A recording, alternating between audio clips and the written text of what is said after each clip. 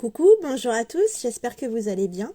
Une petite vidéo aujourd'hui pour vous expliquer un petit peu le rechargement des pierres, pourquoi, etc. C'est vrai qu'en fait, pour toutes les personnes qui viennent me voir en boutique, je donne souvent des petits mémos où j'explique un petit peu les choses.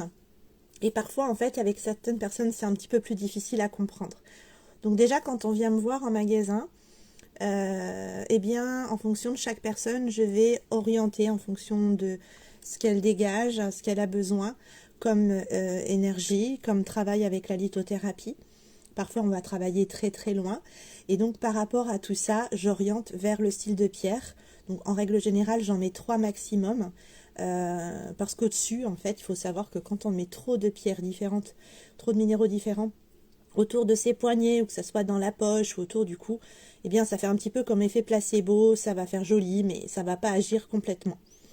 Après, une petite indication, on voit souvent des bracelets avec plusieurs pierres et il n'y a pas de séparation. Ça, c'est très esthétiquement, c'est très joli, mais par contre, en termes d'efficacité, je trouve ça moindre. Pourquoi? Eh bien, en fait, il faut savoir, là, je vais prendre mon bracelet par exemple, que chaque pierre, quand on les met les unes à côté des autres, vont avoir tendance un petit peu à manger ce que fait celle d'à côté. C'est pour ça qu'on va utiliser des petits séparateurs. Pour tous ceux qui ont l'habitude de venir me voir, eh bien, en fait, j'utilise des petits séparateurs de différentes sortes pour que toutes les pierres, tous les minéraux puissent travailler ensemble, mais séparément.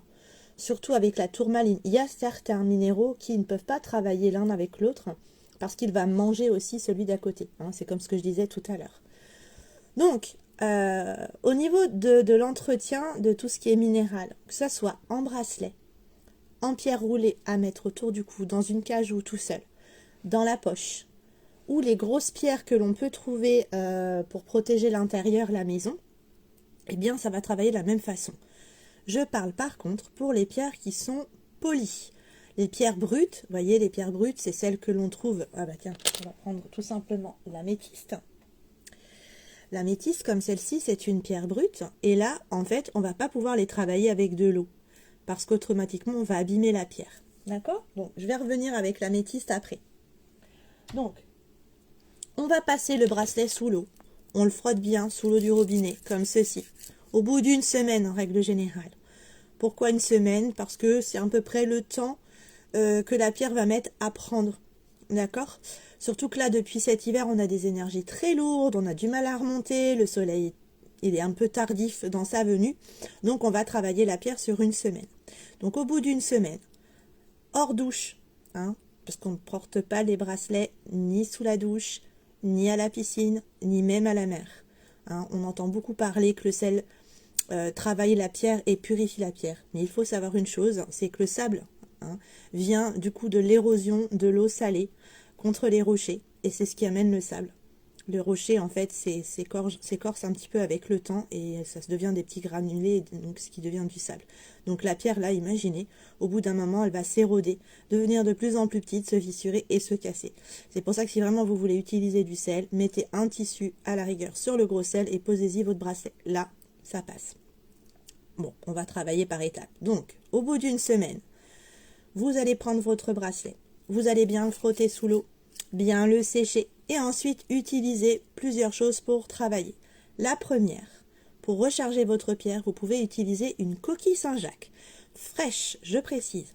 La coquille devra être non passée au lave-vaisselle, ni même au four. Pourquoi? Parce qu'en fait, dès lors qu'elle a passé ce cap de chauffe, en fait, elle n'est plus utile, elle se rétracte et on ne peut plus l'utiliser pour cette chose-là. D'accord? Donc, généralement, on va embêter le poissonnier, s'il a des petites coquilles vides dans sa réserve, ou sinon, on se fait une bonne poêlée de Saint-Jacques et on récupère les coquilles. Donc, la coquille, énergétiquement, Saint-Jacques, ça peut marcher pour les coquilles d'ormeaux également. Vous pouvez donc mettre votre bracelet à l'intérieur, aller dormir et le récupérer le lendemain matin au réveil, tout simplement. D'accord?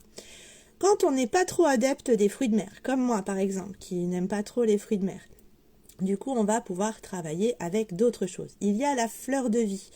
La fleur de vie, alors j'en ai plus là en boutique, mais je vais vous montrer sur la sélénite. Je vais essayer de me rapprocher. Non, on ne voit pas très bien. Ou comme ça. Ah si, comme ça. Je ne sais pas si vous voyez. On va essayer de stabiliser l'image. Ce grogneux, ça veut pas. En fait, c'est un cercle avec comme des mandalas. Oh, c'est dommage. C'est l'éclairage. Là, j'espère que ça vous parle.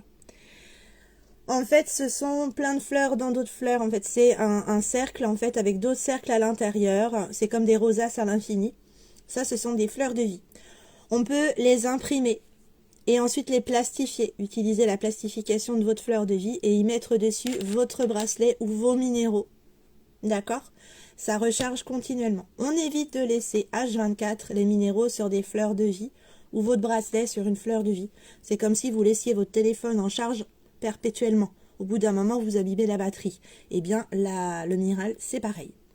Donc, on va utiliser donc cette fleur de vie. Vous pouvez l'utiliser aussi sur du bois. Il y en a qui vont l'utiliser avec du tissu. Enfin, voilà, il y a plein de façons de travailler la fleur de vie en termes de support. Ensuite, il existe des minéraux qui rechargent des minéraux. Et oui, c'est le cycle de la vie. Donc, pour les minéraux qui rechargent les minéraux, on va avoir le cristal de roche. Donc, on a des petites géodes toutes simples en cristal de roche qui vont travailler ça. Donc, on va le poser dessus, on va se coucher et on le récupère le lendemain. Ensuite, vous avez de l'améthyste. Donc là, je vous l'ai montré tout à l'heure. L'améthyste qui est violette à l'intérieur. Et donc là, on va y poser le bracelet. On va dormir et on le récupère. L'améthyste, au-delà de cette recharge, quand on pose ça dans une chambre ou dans une pièce de vie, ça détend, ça apaise. Surtout quand on a des brutes comme celle-ci. Celle-ci, par exemple, est en sphère. Et là, en fait, on voit bien que c'est un travail vraiment juste de découpe en surface, en fait. Voilà. Donc, elle a beaucoup de propriétés. Anti-stress, coupe les angoisses, quand on se sent pas bien, un peu lourd. Pour les voyageurs, par exemple, pour ceux qui sont souvent sur les routes, elle est une bonne protectrice aussi des énergies négatives. Donc, voilà, on peut donc poser ça dessus. On va dormir et on le récupère le lendemain matin. Ensuite, alors, ce qui est moins coûteux aussi, parce que l'améthyste, il faut savoir quand même que c'est quelque chose d'un peu plus excessif en termes de prix. Il faut avoir un petit budget quand même. On va avoir la sélénite en recharge. Alors, désolé pour le bruit, je vais vous prendre celle que j'ai cassée, parce que j'en ai plus du tout en boutique. Pour vous dire que la sélénite est une pierre très fragile, elle se casse d'un rien. Je l'ai fait tomber. Oui, il n'y en a plus. Donc, il faut faire attention. Donc, je vous montre. La sélénite, c'est cette petite pierre-là. Oh, décidément que l'éclairage est trop... Dès qu'on arrive le soir, c'est pas pratique. Donc, c'est très transparent. Donc là, par exemple, il y a une fleur de lotus. Il y a plusieurs dessins différents. Je dois en avoir... là, j'en attends une quarantaine. Là. Il va y avoir des fleurs de vie, des cyglomes, il y a l'arbre de vie... il y a plein de choses qui vont arriver. Des fleurs de lotus, comme ça. Donc là, sur certaines, je demande à mettre des petits trous aussi pour mettre l'encens, pour ceux qui veulent. Et donc, pas d'eau sur les sélénites. Les sélénites sont des pierres qui sont à peine polies. Donc là, on les voit juste polies en surface. Ça fait effervescent, hein, faut pas tester. Vous allez voir votre pierre au bout d'un moment, elle va rétrécir et ça va pas être pratique. Donc, la sélénite est une pierre apaisante qu'on va mettre dans les chambres à coucher quand on veut s'aider à dormir, pour que ce soit pour les enfants, les adultes. Je l'ai posté d'ailleurs, il doit y avoir un petit mois et demi ou un petit mois, sur ce que fait la sélénite. Alors, n'hésitez pas à aller voir le petit post que j'ai fait, où j'explique vraiment en détail d'un point de vue santé et d'un point de vue mental, psychique, le quotidien de la sélénite qui va travailler de la grossesse jusqu'à la fin de vie. Elle peut aller à tout le monde. Vraiment une pierre très agréable. Perso, je l'utilise moi pour mes problèmes de dos. Je me frictionne un petit peu avec le bâton de soin et de l'huile pour la douleur. Parce que franchement, c'est hyper magique de ce côté-là. Donc voilà, ce sont des petites plaques de rechargement. On pose le bracelet dessus, mais je crois que sur une vidéo sur la protection, j'ai dû le mettre. Voilà, on va travailler ça comme ça. On va se reposer, on la récupère le lendemain. La plaque purifie et nettoie. Non, mais c'est bien de la passer à l'eau avant quand même. Enfin, je veux dire, la pierre ou le bracelet. D'accord? La sélénite en pierre de rechargement, un petit peu comme l'améthyste, la cristal de roche, va travailler un petit peu comme une batterie externe d'un téléphone portable. À un moment donné, à force d'être rechargée, la batterie elle-même a besoin d'être rechargée. Et là va intervenir la pleine lune. La pleine lune, on met ça en extérieur, que ce soit l'améthyste, la cristal de roche ou la sélénite, dehors à la pleine lune pendant la nuit de sommeil. On peut y mettre son bracelet dessus, comme ça tout le monde en profite, et ensuite le récupérer le lendemain matin. Pour les cas de forte pluie, quand par exemple il pleut énormément et qu'on sait très bien que la sélénite ou les pierres brutes ne sont pas adeptes de l'eau, eh bien on va prendre un petit sachet de congélation et on va les envelopper à l'intérieur et on va laisser ça dehors. Ça travaille quand même et en plus la pierre est protégée. Voilà, donc ça, ce sont les petites choses pour utiliser aussi la recharge. Et puis, il y a la dernière chose sur laquelle on va travailler et que vous me voyez beaucoup en boutique faire, c'est le bol. Le bol, bon, moi je magnétise à travers le bol, mais on va l'utiliser pour une recharge rapide, pour un nettoyage, une purification. Donc voilà, on va utiliser un bol tibétain, donc celui-ci classiquement, vous voyez. Oh, par contre, l'éclairage, super, on a l'impression que le bol, il est fait d'or, c'est un truc de fou. Bon, c'est pas de l'or, hein, c'est du cuivre. Donc, les bols comme ça, ils sont faits de 80% de cuivre et 20% d'autres alliages, dont de l'étain en règle générale. D'accord? Donc voilà, on met son petit bracelet à l'intérieur, comme ceci. On va faire chanter le bol, comme ceci. Alors, je ne sais pas si vous allez entendre au niveau du son.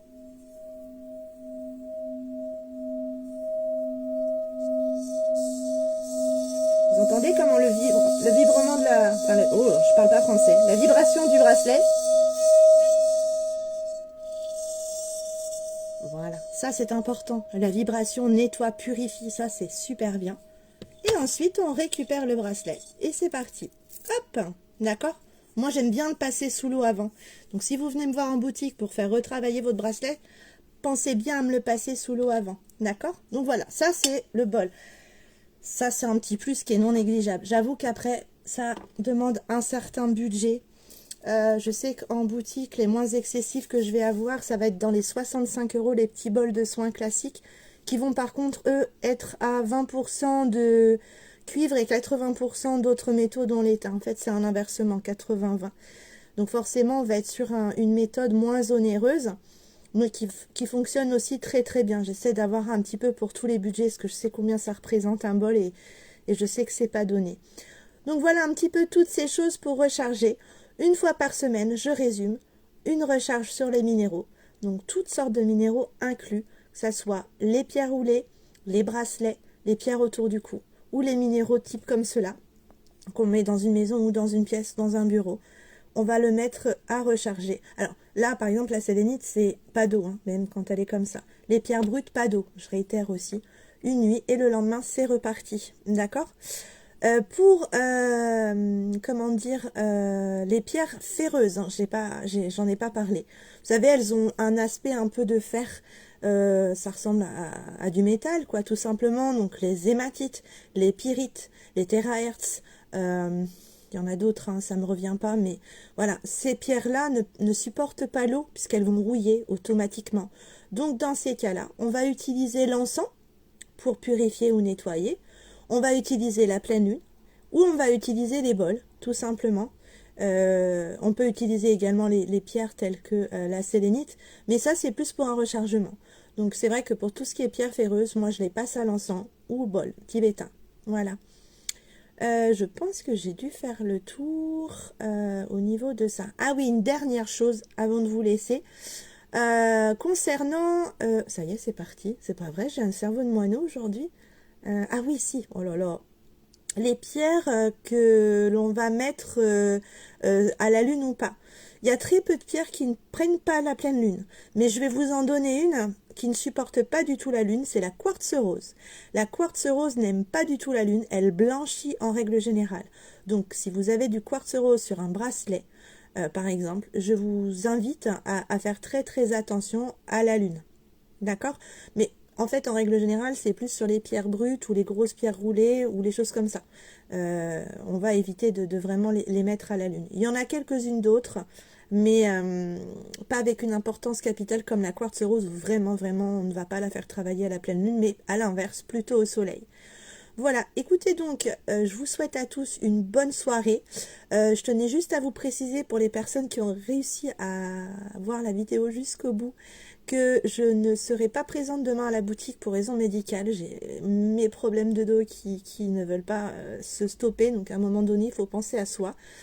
Donc je me repose demain et je serai là dès vendredi matin à 10h30 à l'ouverture, pas de souci.